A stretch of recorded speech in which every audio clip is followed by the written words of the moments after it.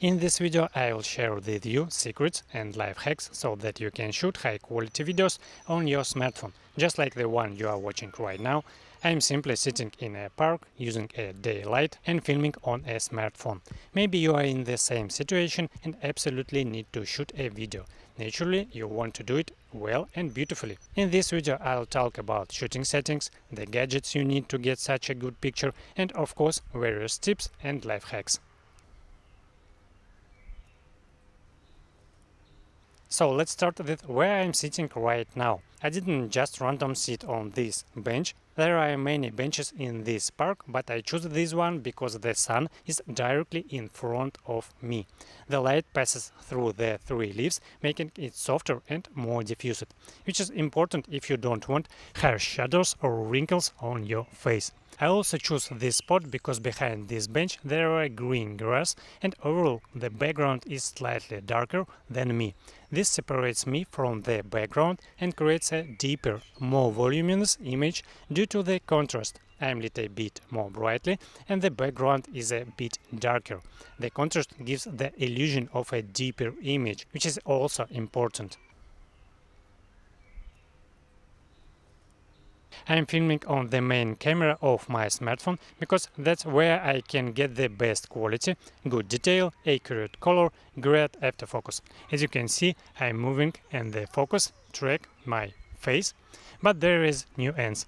When filming yourself on this camera, since turning toward you, you can see the framing or settings. To fix this problem, I'm using a special display, a selfie monitor that I use regularly. I've talked about it many times and I even have a detailed review of it. In short, I really recommend this device to anyone filming on a smartphone who wants to get the most out of its shooting capabilities. You will be surprised, but I am not using the Blackmagic app right now because I want to have background blur. Unfortunately, you can get that in the Blackmagic app, but you can in the native iPhone app. This mode is called Cinematic and it allows for slight background blur. But the most important thing in this mode is to set it up correctly. I recommend setting the aperture to around f8, f10 or f12. For this particular video I am using f8. This makes the image look more natural and realistic. If you set the aperture to 2.8, which is the default, the background will be cut out too artificially, and that's noticeable. It won't look very good. But with f8 or f10, the artificial cutout is much less noticeable. In fact, if you are watching this video on your phone, you probably can't even tell that it's using cinematic mode or that anything is being cut out. If you want, you can even adjust the blur later in the iPhone gallery. There you can play around with the aperture and set it the way you like. I use exposure compensation. I've set it to -7 and I usually keep it that way because it slightly darkens the image. iPhones tend to overexposure, which doesn't look very professional. You may have noticed that in films the brightness or exposure is slightly reduced. That gives the visual cinematic feel. So when we also reduced the exposure in cinematic mode to -3 or -7, it adds more of that film-like look.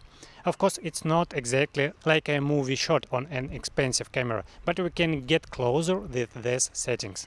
By the way, I'm shooting in Full HD resolution because my iPhone doesn't support 4K in cinematic mode, so this is Full HD plus settings I've mentioned. Regarding the sound, I'm using very basic Kamika microphone. I like it because it's versatile. You can use it as on-camera mic or just hold it in your hand like I'm doing now.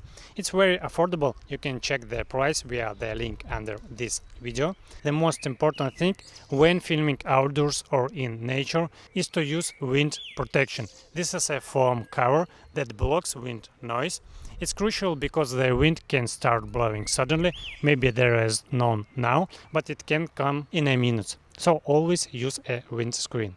And if you want to learn how to shoot on your smartphone in studio settings, like at home, then watch this video. Go create, see you soon.